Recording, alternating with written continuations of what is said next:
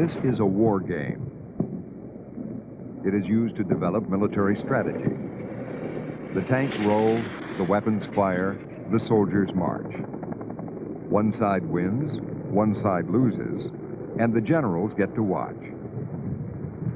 But how do you develop nuclear strategy? How did today's strategies evolve? This is a computer simulation of an atom bomb used in war. It is the latest tool of military planners. They must use it to test new strategies fit for the nuclear age. The challenge now is to develop a strategy to prevent war, not win it.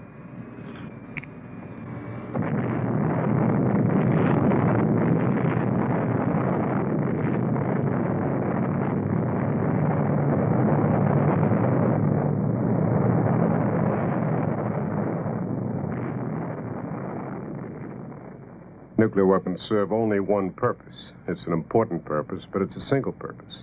And that's to prevent the use of nuclear weapons against us or our friends. You can't use a gun against mosquito. Or you can't use something that will kill you against your enemy. The weapons are there, they exist. We can't will them out of existence, but we can hope to manage their consequences so that those consequences are peace and security and not war. The public can and must understand those technical details about nuclear weapons and the nuclear arms race that are relevant to set policy. You don't have to know the size of the screw that you put into the nuclear warhead, but you have to know something about what it does. You have to know something about the effects of a nuclear war. You have to know something about the impossibility of trying to control such a war. Nuclear strategy had its origin in World War II, when both sides used strategic bombing, the deliberate destruction of industrial and population centers from the air. Strategic bombing was meant to break the will of an opponent through terror and mass destruction. This was total war. Everything and everyone could become a target. Society was pitted against society.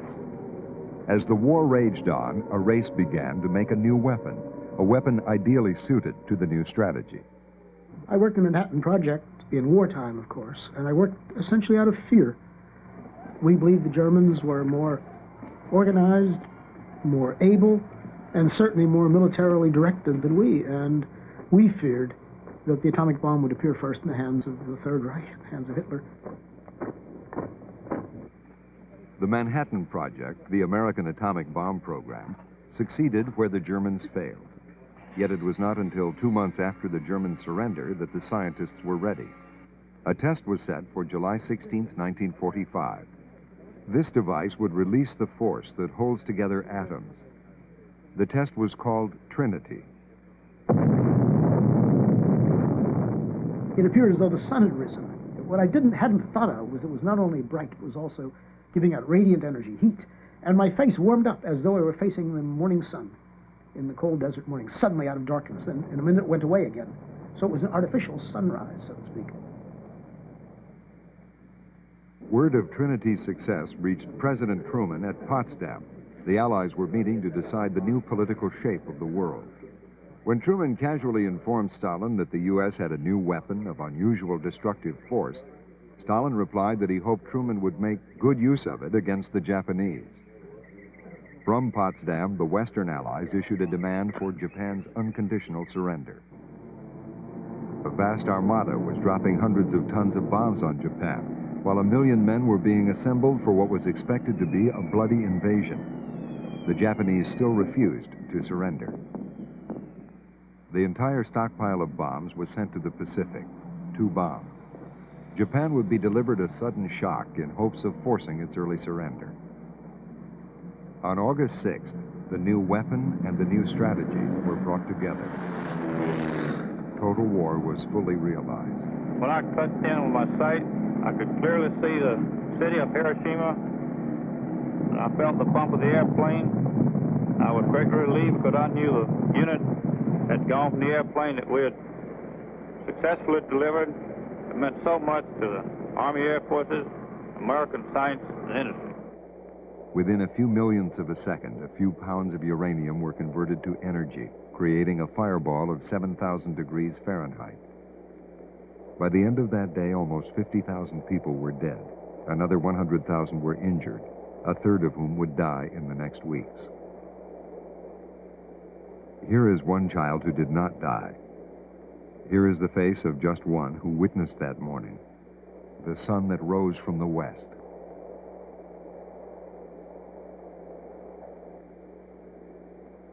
It is an atomic bomb, President Truman says.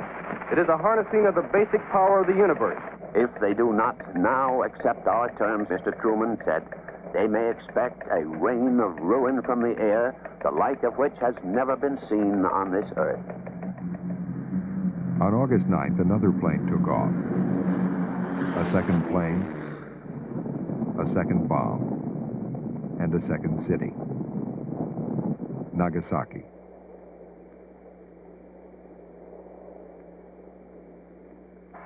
Ladies and gentlemen, the President has just announced full acceptance of the unconditional surrender terms by the Japanese.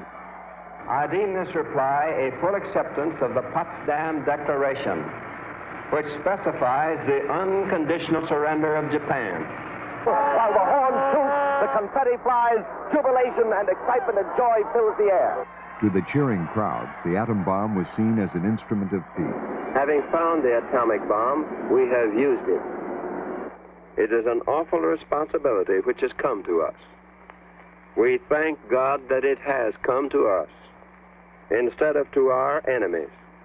And we pray that He may guide us to use it in His ways and for His purposes.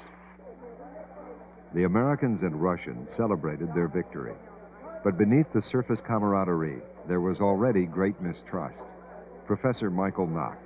The U.S.-Soviet relationship was always a marriage of convenience that only began when there was a common enemy, namely Nazi Germany. And once the common objective was met, all of the old differences came to the fore. There was a lot of discussion whether war with the Soviet Union would be the next phase of the Second World War. So it wasn't a matter of a sort of sharp break. Instead, it was a matter of the resurgence of old antagonisms, ideological differences, political rivalries, different economic systems, and two competing military powers. Celebrating the Allied victory under banners honoring Stalin and Roosevelt, the troops enjoyed a very short honeymoon.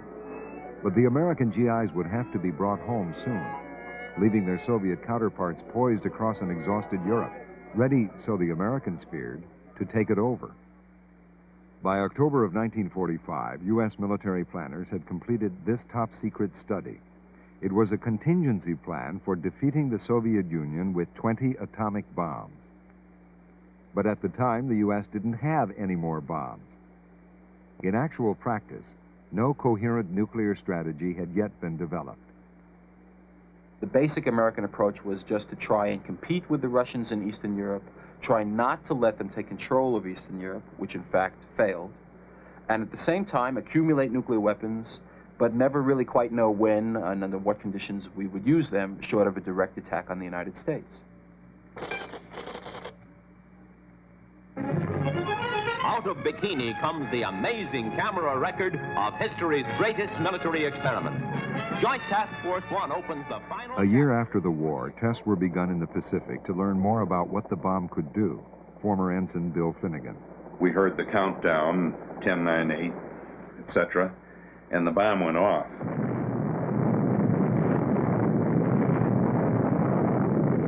I think the most significant memory I have of that blast was the light and its ever-increasing intensity. It seemed that it was not going to stop, and I'm sure that others like me thought maybe this time there'd been a mistake and this was the end of the world.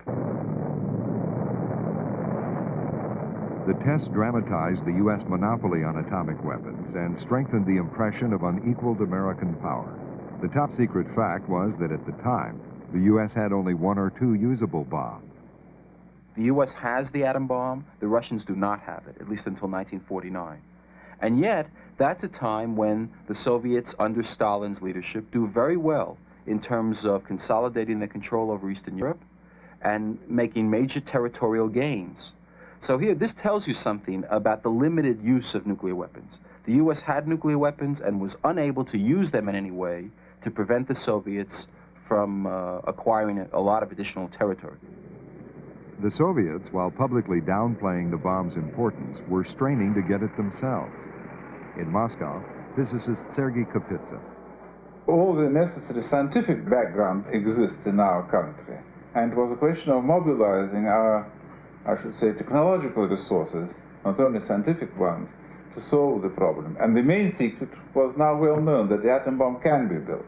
Igor Kurchatov headed the Soviet atom bomb project. He had constructed Europe's first atom smasher in 1939. In 1943, when the Soviets began their atomic program, Kurchatov was put in charge. His success came far sooner than Americans expected, just 4 years after Trinity.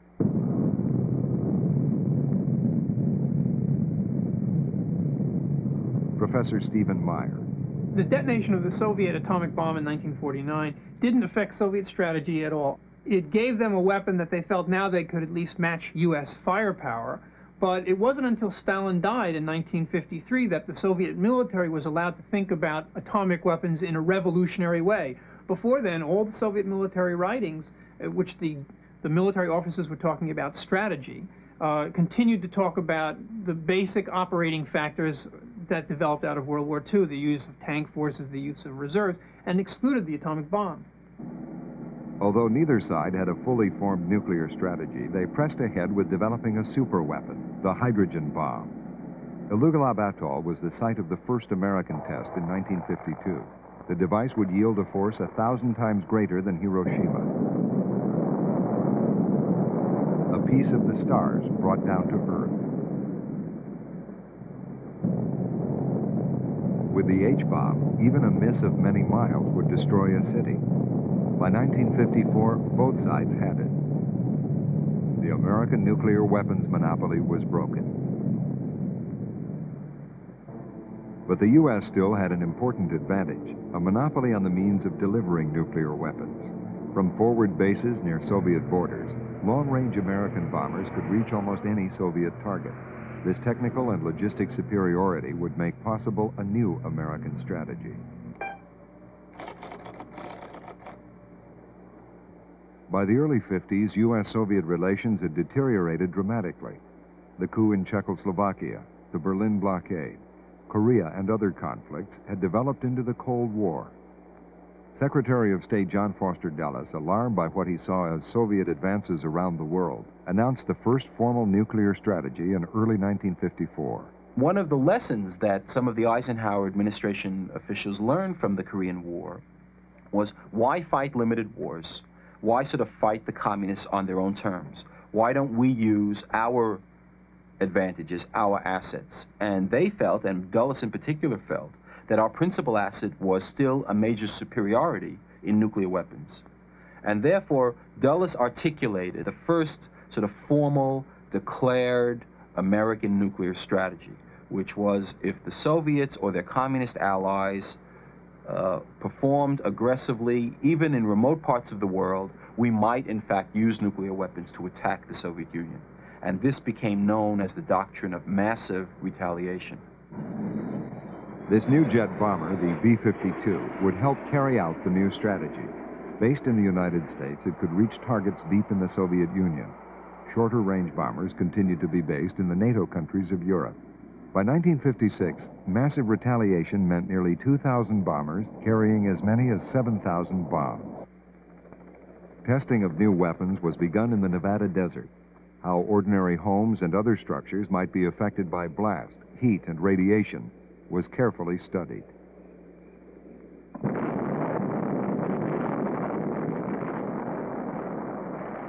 Weapons technicians worked out precise calculations to determine how much damage could be expected from different kinds of bombs.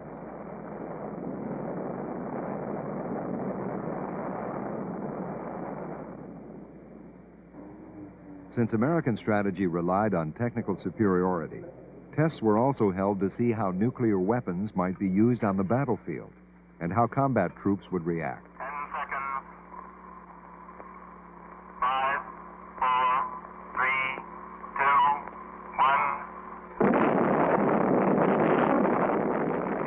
1. This testing helped develop a wide range of nuclear weapons, from cannon shells to lightweight H-bombs. In the mid-50s, such battlefield tactical nuclear weapons began to be deployed with the NATO forces in Europe. The Soviets had their own priorities. In Moscow in 1955, they unveiled their first intercontinental bomber, the Bison. Now they, too, could deliver nuclear weapons long distances. They flew a single test squadron over the Moscow parade again and again. Shocked Western observers thought they were counting many formations. This constant movement of bombers overhead was the effort to try to convince the West that the Soviets were a major strategic power, at least equal, if not better, than the United States, and that there was nothing to be gained by an attack. This strategy appears many times in the future in Soviet in Soviet planning as well. It appears with missiles. It appears with their defense systems, where they deploy phony systems that look real, and so that the West believes there's actually more than there is there. The deception worked. U.S. intelligence estimated the Soviets were building thousands of new bombers. For the first time, Americans feared a Soviet surprise attack. On October 4th, 1957, the Soviets gave America yet another shock, Sputnik. If they could send a beeping metal ball circling the Earth, they could also deliver an atomic bomb to Washington or New York. U.S. intelligence began to focus on a new potential Soviet threat, missiles. Sputnik is important because it gave Khrushchev, who was the Soviet leader at the time, the political power to cancel the bomber programs that were in progress and shift the entire structure of Soviet military forces and military strategy towards the concept of missile nuclear warfare, marrying nuclear warheads with nuclear missiles. And that became the basis of Soviet military thinking throughout the 60s and the 70s. In response to Sputnik, the U.S. speeded up its own missile program to close what it saw as a missile gap. By the late 50s, it was able to begin basing these intermediate-range missiles in Italy and Turkey, encircling the Soviet Union. Sputnik also forced a reevaluation of massive retaliation.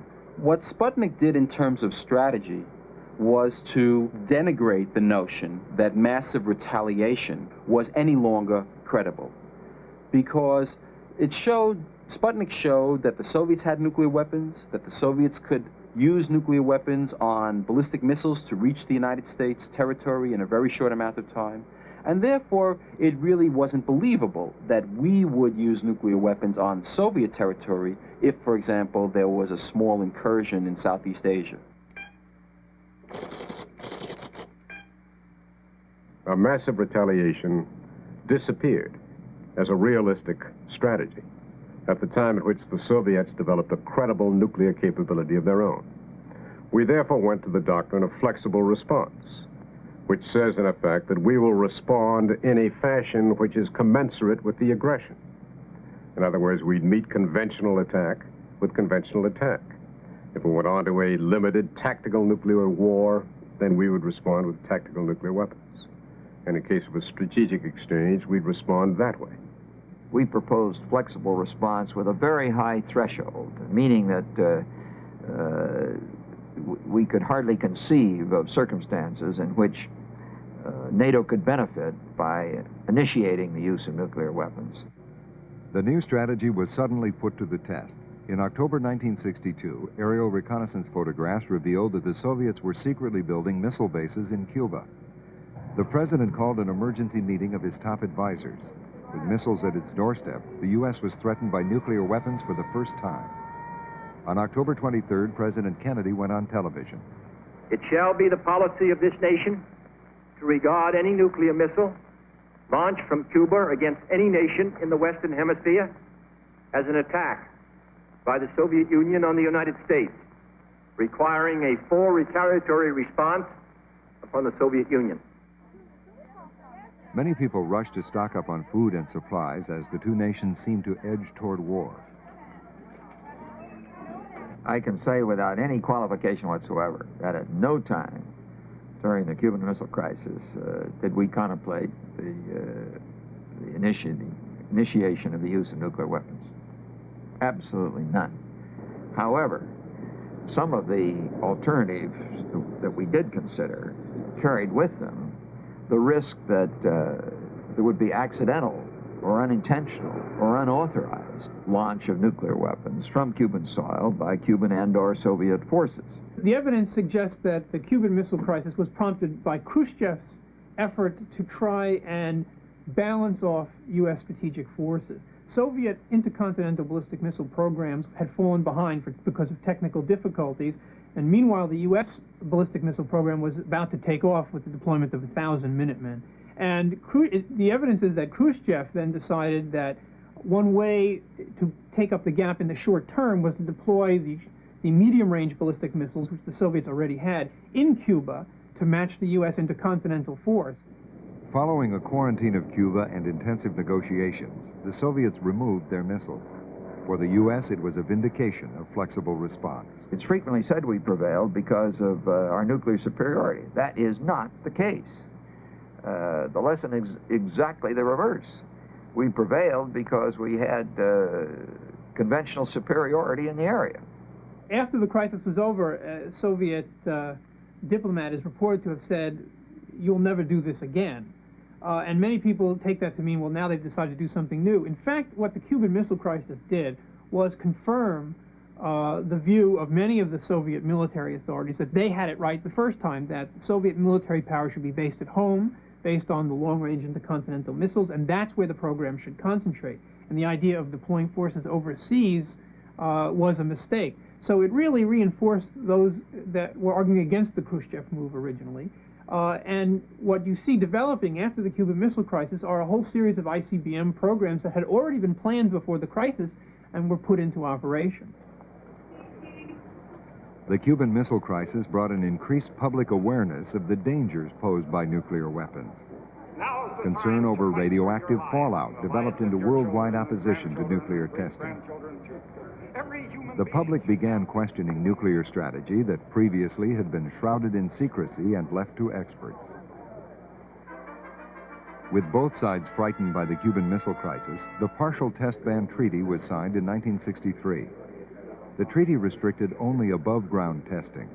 Its real significance, however, was in initiating the use of negotiations as an instrument of nuclear strategy. For the first time, we've been able to reach an agreement which can limit the dangers of this age. The treaty led to other agreements, such as a hotline between the two countries that would provide a communication link in times of emergency. Such confidence-building measures helped to create a new strategic understanding.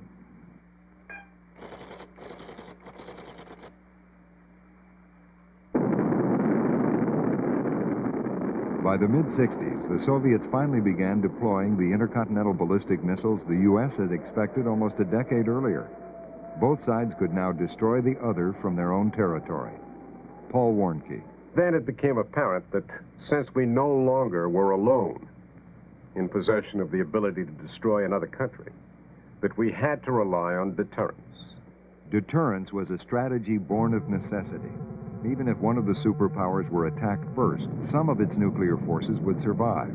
Those surviving forces would still be enough to destroy the country that attacked.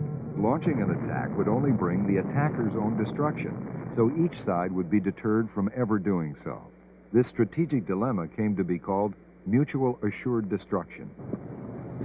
An extensive U.S. buildup strengthened the deterrent effect of mutual assured destruction. 3 systems were employed. The B-52. To avoid being caught on the ground if attacked, many B-52s were kept on constant alert. The fleet of 600 intercontinental bombers was completely modernized.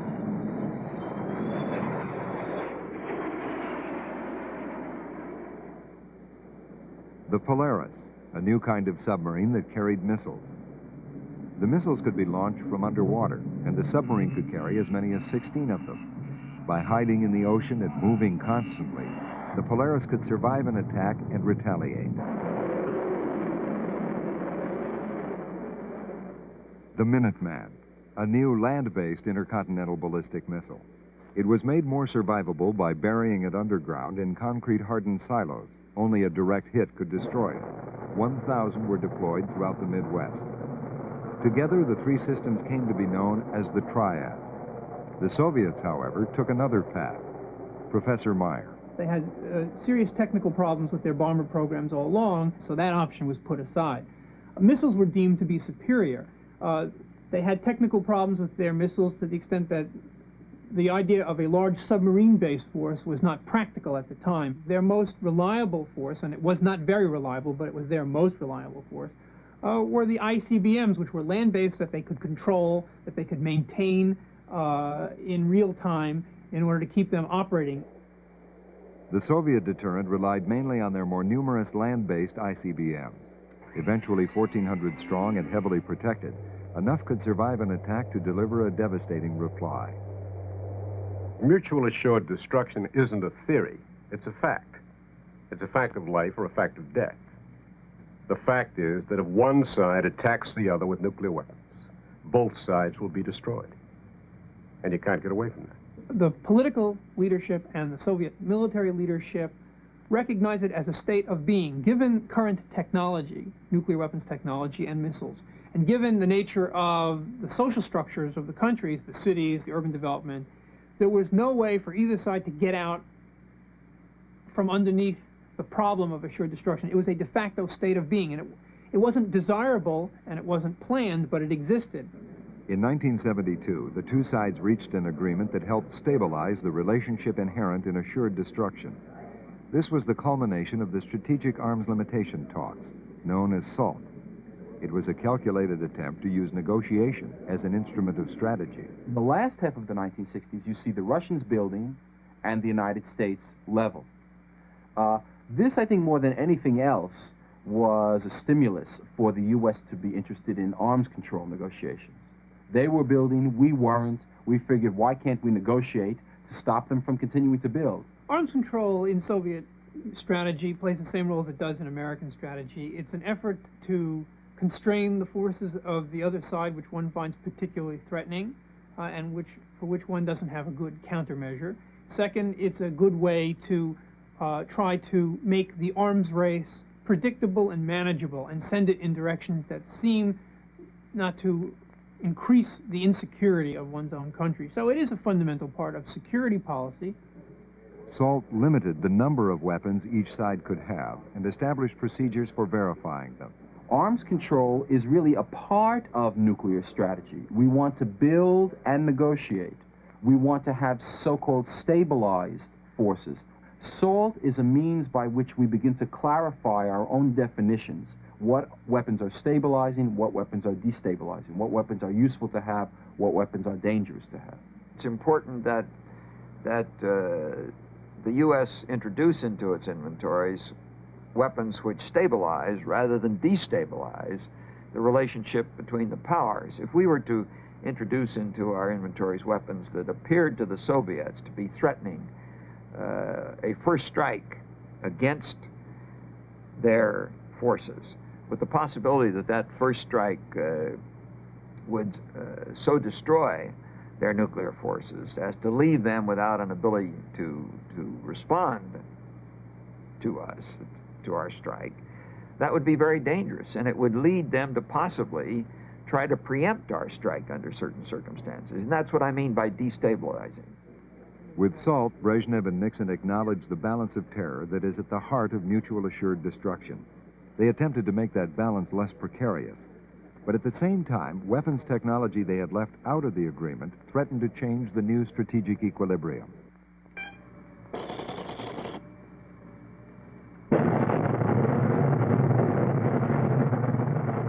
Higher accuracy weapons begin to be introduced. Technology sort of marches on and does not wait for negotiations to start or to stop. There is a certain technological momentum. So slowly but surely, and particularly with the development of multiple warheads, MIRVs, that are independently targeted, we develop the capability to strike their weapons. And they are trying hard to develop the same capability. This nose cone contains MIRVs, multiple independently targetable re-entry vehicles. MIRVs allow one missile to deliver as many as 14 warheads. They're also more accurate than earlier missiles. This accuracy led to another reevaluation of strategy. In mutual assured destruction, cities are targeted. Each society is held hostage by the other. This is called counter-value targeting. It means targeting population centers, threatening to cause as much devastation as possible. A nuclear weapon exploded anywhere in these cities will destroy them. It need not be very accurate. Accuracy, however, is essential to an alternative strategy called counterforce. Here you target your adversary's forces to destroy his ability to continue fighting. MIRVs made counterforce more attractive. One MIRV missile can destroy several opposing missiles, thereby disarming your opponent. In early January of 1974, Secretary of Defense James Schlesinger gave a speech at the Overseas Press Club in Washington. He announced a change in U.S. nuclear strategy toward counterforce. Change is one that has been discussed in various foreign policy reports of the President. The intent is more effective deterrence of the possibility of strategic warfare, because it is known by all parties that the President of the United States has options other than the devastating option of going against the cities on the other side. What Schlesinger then says in 1974 is, we need weapons to be able to strike with just limited capability. This in some ways is not a very new idea. It really is an extension of flexible response, but it is an extension that is incorporating the reality that we now have very advanced, very accurate weapons. We are building MIRV weapons. We have hundreds and then thousands of them. We need a rationale. Why do we need so many weapons? The answer Schlesinger provides: we need weapons to strike limited targets in a very selective fashion. And the sort of political and psychological argument is, unless we have that very finely tuned capability, we won't be able to deter finely tuned attacks. Soviet strategy, since the mid-60s at least, and actually going back to the late 50s, is based on preemption. The notion that if it looks like war is about to occur, the best strategy for employing one's forces are to destroy the enemy forces before they can be used. That is, you target your nuclear forces first on the enemy nuclear forces, because that plays a major role in limiting damage to yourself. And then you also have forces that are set aside to target cities and industry. So it is counterforce targeting. That's exactly what preemption is. Negotiations had continued while both sides were developing a counterforce capability. President Carter and Chairman Brezhnev signed the Second SALT Agreement in 1979. In return for higher ceilings on some U.S. systems, the Soviets were allowed to have more large land-based missiles. American critics charged that the U.S. was negotiating itself into inferiority. SALT II became the focus of strong opposition. Prominent among the lobbying groups that opposed the treaty was the Committee on the Present Danger, made up of many former government officials. One of its founders was Eugene Rostow. It was like the race of the tortoise and the hare. We were ahead. We were far ahead in the nuclear weapon, and then we went to sleep under a tree. The Soviet Union kept moving along, putting tremendous resources of science and technology and money into the development of nuclear weapons. And then suddenly, finally, we woke up and discovered that the tortoise had outstripped us. The critics saw the accuracy of Soviet missiles increasing. They argued that the Soviets were out to get a first strike capability that would knock out the U.S. deterrent force. By threatening to make a first strike against our ground-based missiles, our submarines in port, our planes on the ground, they think they could make the rest of our nuclear arsenal irrelevant, prevent any response, and thus coerce us politically. Others argued that even if this were the Soviet intention, to actually be able to launch a first strike successfully is highly unlikely. Professor Kosta Tsipas. I think for physical reasons, because of the unpredictable behavior of the missile and because of the reliability of the missile, because of the operational difficulty of orchestrating such a large attack, I think such an attack will never really succeed to the point that it would be worth it, launching it. To attack 1,000 silos with 2,000 warheads is a highly complex operation where you have warheads from different missiles attacking the same silo, and you must time them right, and they must all come in waves that start out south and they move north, and things like that. So the probability that all this is going to happen exactly as planned, even though it depends on human operators that have never really practiced this, is quite small. Most probably what's going to happen is going to be massive confusion. Some of the missiles will go off, some will not go off. We see what happens with NASA quite often. I mean, they want to launch a single missile and they have to stop once in a while. Now, you can't do that if you're trying to have a nuclear attack against another country. You just push the button and you wonder what happens. Sometimes the button will be pushed and the missile will go, and sometimes it will not. I don't think the central problem is whether the Soviet Union would actually undertake a preemptive first strike. The real problem is, I think, that the existence of a Soviet capacity to take a first strike would have a profound, and is having a profound effect on Western political attitudes. The Carter White House, wary of losing the balance of power, gave the go-ahead for the new MX missile system. The system is survivable, it's verifiable, it has a minimum impact on the environment, it's affordable in cost, and it's consistent with our SALT goal of deep reductions in strategic arms. The MX is essentially as much a political response as a military response. He's saying we need a kind of shot in the arm, if you'll pardon the metaphor, to show that we're still competing with the Russians, that we're able to build large and effective missiles just as they are. Originally, the MX was to be hidden in an elaborate underground maze to make it more survivable. In authorizing the MX, the Carter administration moved U.S. nuclear strategy further toward counterforce. MX is sort of a premier counterforce weapon. It has large numbers of warheads on a relatively small number of missiles. The warheads are very accurate. They can attack Soviet missile silos. Therefore, it's very much designed to be a counterforce weapon. And from the perspective of the U.S. Air Force, it's desirable because their job is, if war comes, to be able to destroy the enemy and to be able to destroy the enemy's forces. And they want the most capable weapons they can have at their disposal. The MX provides them such a capability, even though it makes other defense strategists and other politicians very nervous. It's basically a first strike weapon which threatens the Soviet deterrent and thereby provides them with very strong incentives for launching a first strike to try and destroy our MX before we get it off the ground. In other words, we'd be in a situation where both sides have a strong first punch, and the guy who gets in the first punch is the guy who gets off the better. President Carter authorized 2 other new missiles. This one, the Pershing II, is meant to have pinpoint accuracy. From Europe, it can reach targets in the Soviet Union in 5 minutes. The Pershing was scheduled for deployment with NATO forces because the Soviets had deployed their SS-20 missiles, aiming them at Western Europe. The cruise missile is relatively cheap to build. Twice as long and half as heavy as the Hiroshima bomb, it is 10 times more powerful. It can be launched from the air, sea, or ground. It can travel hundreds of miles, guiding itself with uncanny accuracy. But because it is also so easy to hide, it is extremely difficult to verify in any arms control agreements.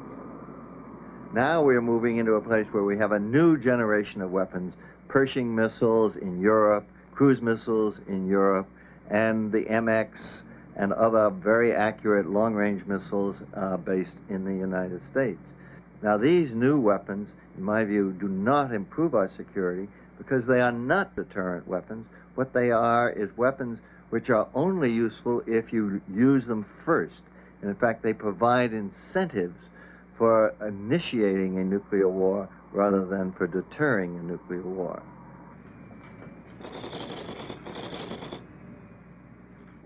The newly elected Reagan administration didn't see the new missiles as destabilizing. They were concerned about the U.S. falling behind. Our deployed nuclear forces were built before the age of microcircuits. It's not right to ask our young men and women in uniform to maintain and operate such antiques. The effectiveness of our deterrent has been eroding because of the modernization that the Soviets have put into their system and the fact that we have not. And we now have systems that are not too vulnerable to first strikes by the Soviets, and it is essential that we rebuild them as quickly as we can. The Pentagon's modernization program demanded the largest increase in the defense budget since the massive U.S. buildup in the mid-60s.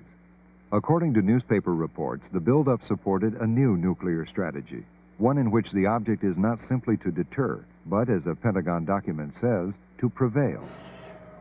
The strategy would incorporate a new generation of weapons. The MX, 100 have been authorized by Congress. The Trident submarine, carrying 24 missiles with a total of 336 warheads. For the first time, a submarine-launched missile had been designed to have the accuracy of a land-based ICBM. The B-1 bomber, canceled by the Carter administration, but then revived. The supersonic B-1 was scheduled to replace the B-52 in the American nuclear triad. The military use of space has also been given high priority. A network of satellites is necessary to maintain the command systems that coordinate U.S. nuclear forces around the world.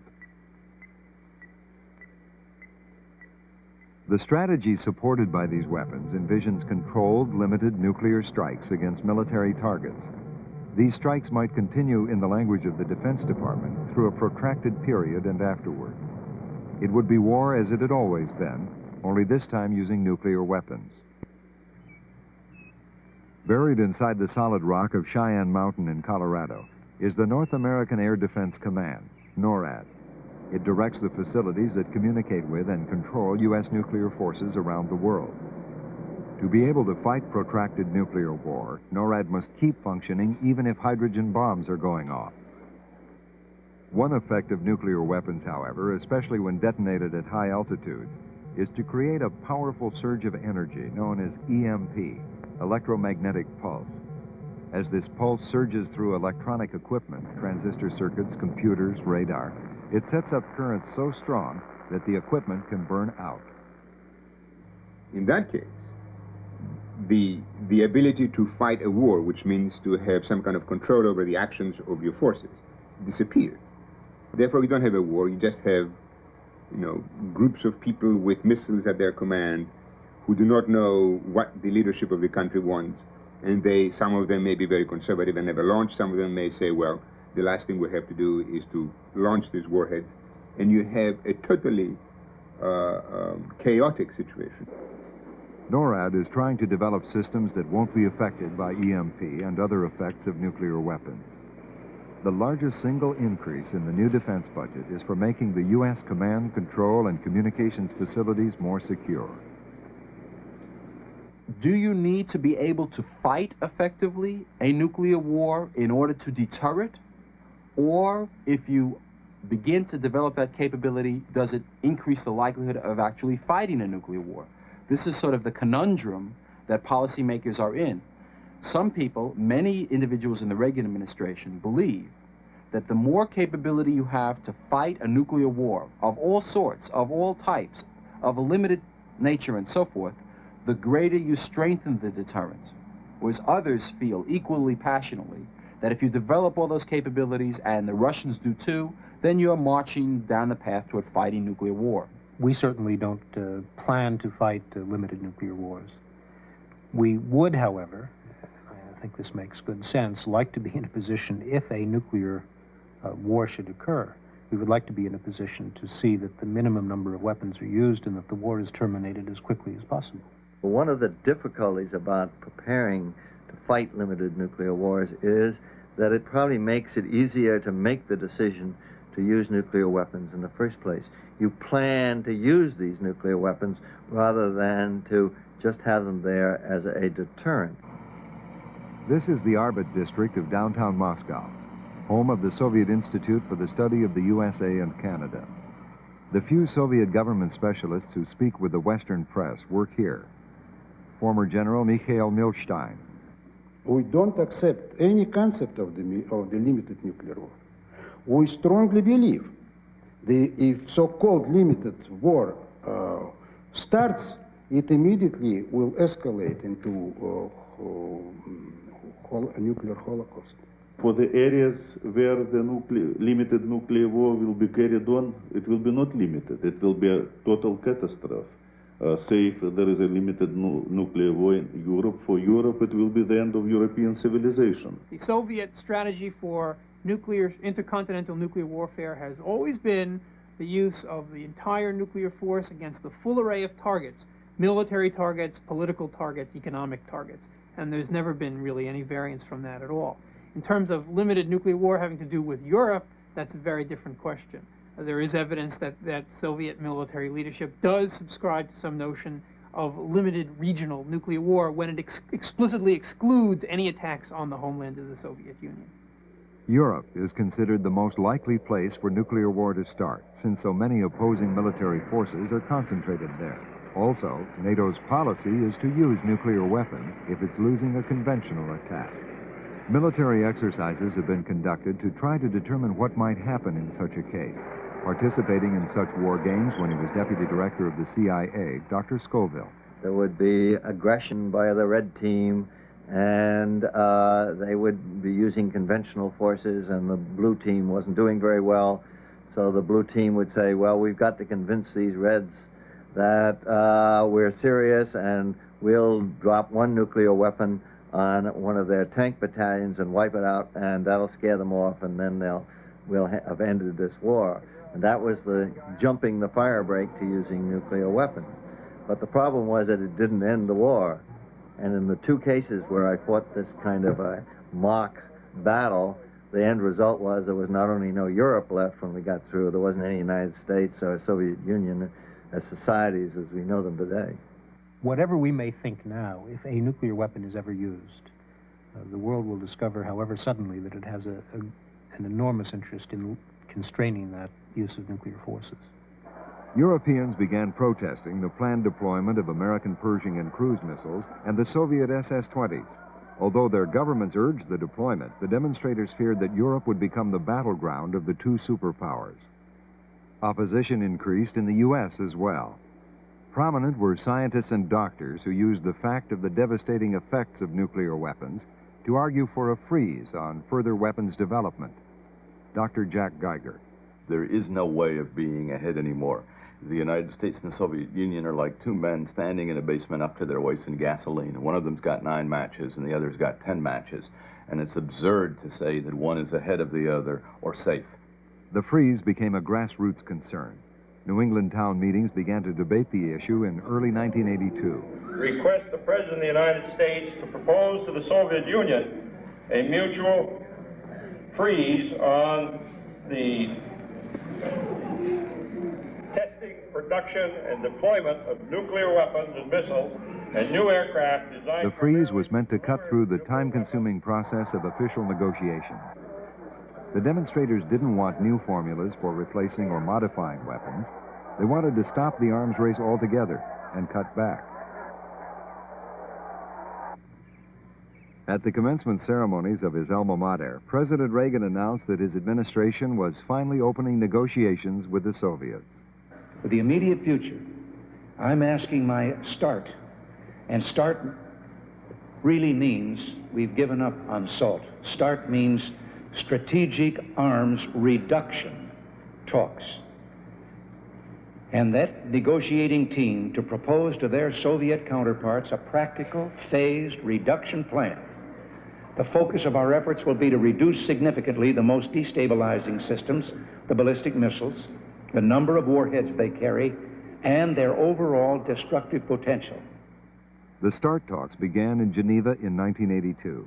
But after a year, neither these meetings nor the negotiations over missiles based in Europe had achieved any visible progress.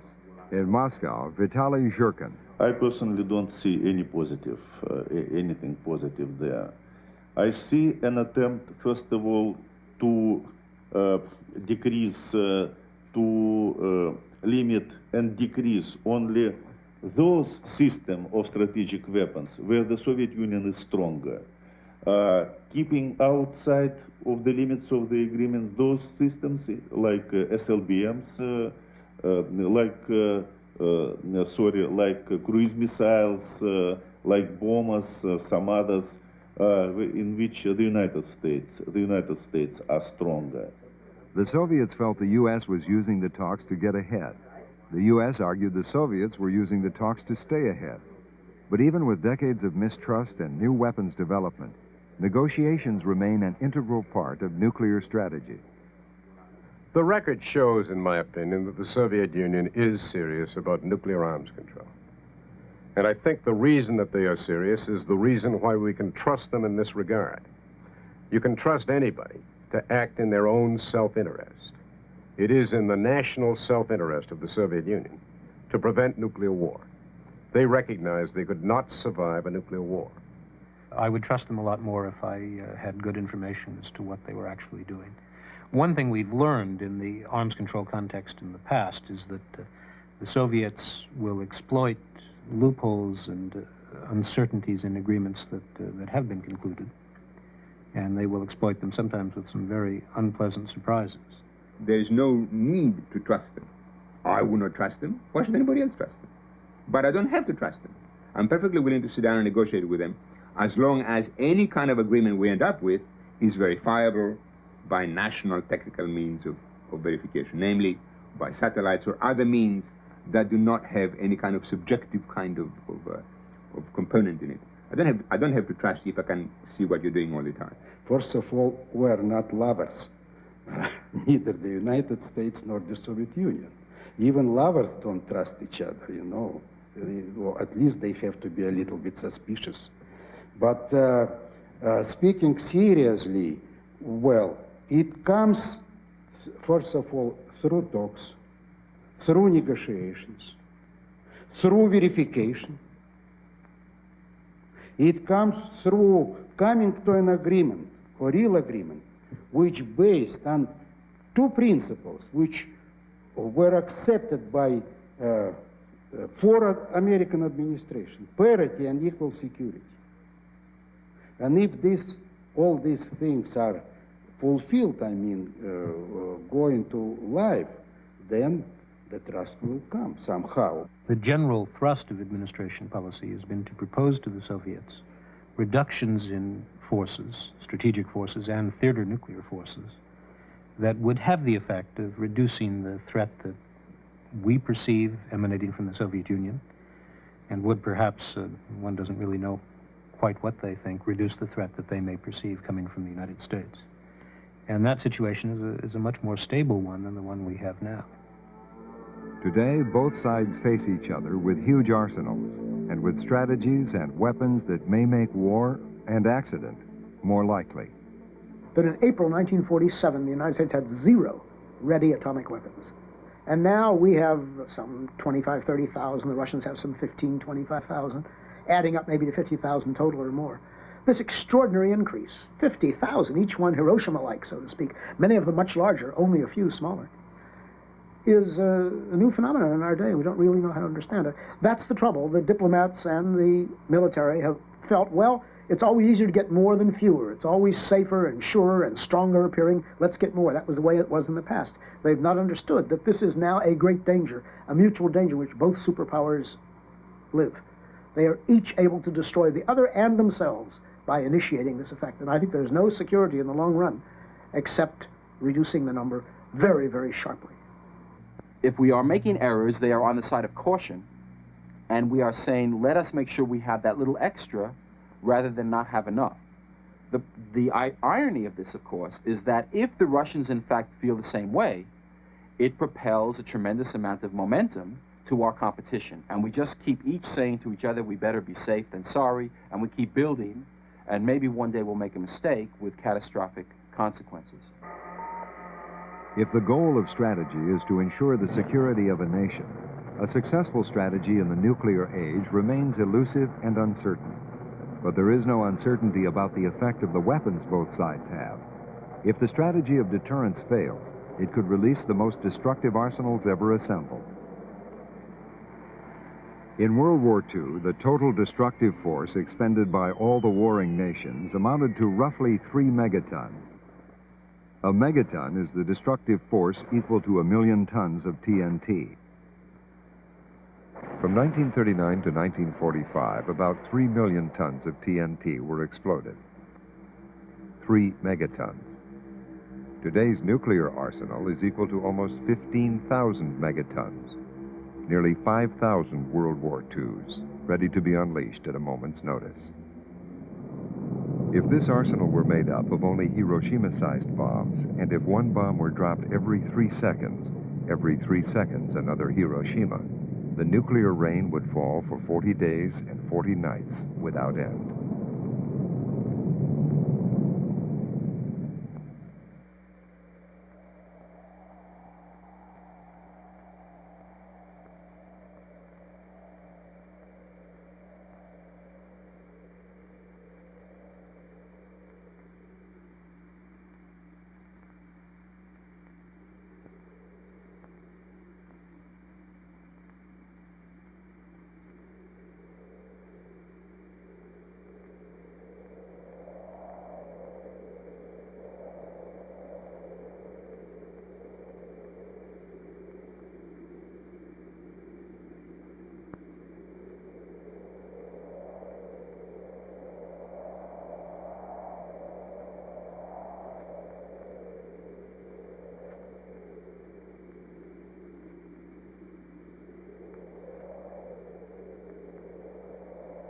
We believe the Germans were more organized, more able, and certainly more militarily directed than we, and we feared that the atomic bomb would appear first in the hands of the Third Reich, in the hands of Hitler.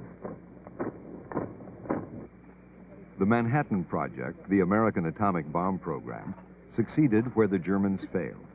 Yet it was not until 2 months after the German surrender that the scientists were ready. A test was set for July 16, 1945. This device would release the force that holds together atoms. The test was called Trinity. It appeared as though the sun had risen. What I hadn't thought of was it was not only bright, it was also giving out radiant energy, heat. And my face warmed up as though I were facing the morning sun in the cold desert morning, suddenly out of darkness, and in a minute it went away again. So it was an artificial sunrise, so to speak. Word of Trinity's success reached President Truman at Potsdam. The Allies were meeting to decide the new political shape of the world. When Truman casually informed Stalin that the U.S. had a new weapon of unusual destructive force, Stalin replied that he hoped Truman would make good use of it against the Japanese. From Potsdam, the Western Allies issued a demand for Japan's unconditional surrender. A vast armada was dropping hundreds of tons of bombs on Japan. Do not now accept our terms, Mr. Truman said. They may expect a rain of ruin from the air, the like of which has never been seen on this earth. On August 9th, another plane took off. A second plane, a second bomb, and a second city. Nagasaki.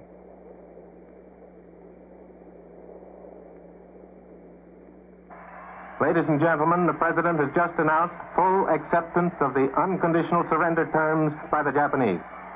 I deem this reply a full acceptance of the Potsdam Declaration, which specifies the unconditional surrender of Japan.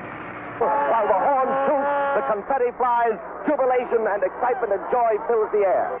To the cheering crowds, the atom bomb was seen as an instrument of peace. Having found the atomic bomb, we have used it. It is an awful responsibility which has come to us. We thank God that it has come to us instead of to our enemies. And we pray that He may guide us to use it in His ways and for His purposes. The Americans and Russians celebrated their victory. But beneath the surface camaraderie, there was already great mistrust. Professor Michael knocked. While 1 million men were being assembled for what was expected to be a bloody invasion, the Japanese still refused to surrender. The entire stockpile of bombs was sent to the Pacific, 2 bombs. Japan would be delivered a sudden shock in hopes of forcing its early surrender. On August 6th, the new weapon and the new strategy were brought together. Total war was fully realized. When I touched down with my sight, I could clearly see the city of Hiroshima, and I felt the bump of the airplane. I was greatly relieved because I knew the unit had gone from the airplane that we had successfully delivered. It meant so much to the Army Air Forces, American science, and industry. Within a few millionths of a second, a few pounds of uranium were converted to energy, creating a fireball of 7,000 degrees Fahrenheit. By the end of that day, almost 50,000 people were dead. Another 100,000 were injured, a third of whom would die in the next weeks.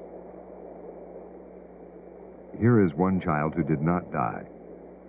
Here is the face of just one who witnessed that morning, the sun that rose from the west.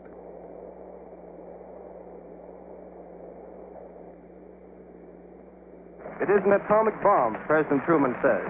It is a harnessing of the basic power of the universe. If they nuclear weapons against us or our friends.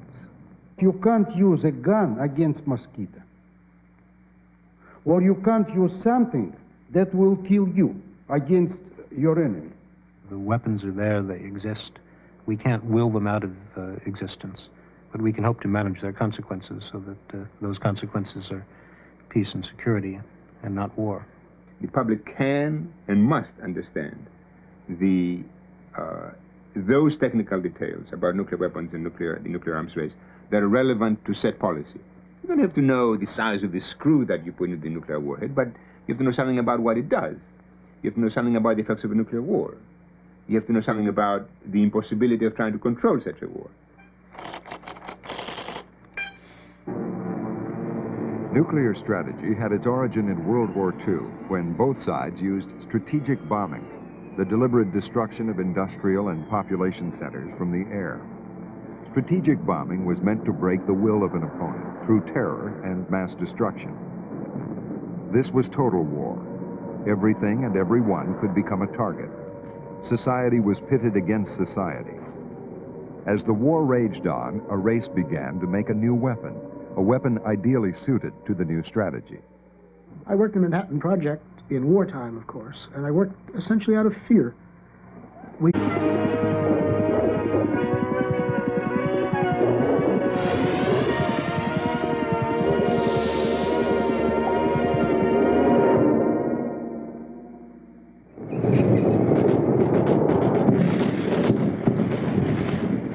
This is a war game. It is used to develop military strategy. The tanks roll, the weapons fire, the soldiers march. One side wins, one side loses, and the generals get to watch. But how do you develop nuclear strategy? How did today's strategies evolve? This is a computer simulation of an atom bomb used in war. It is the latest tool of military planners. They must use it to test new strategies fit for the nuclear age. The challenge now is to develop a strategy to prevent war, not win it.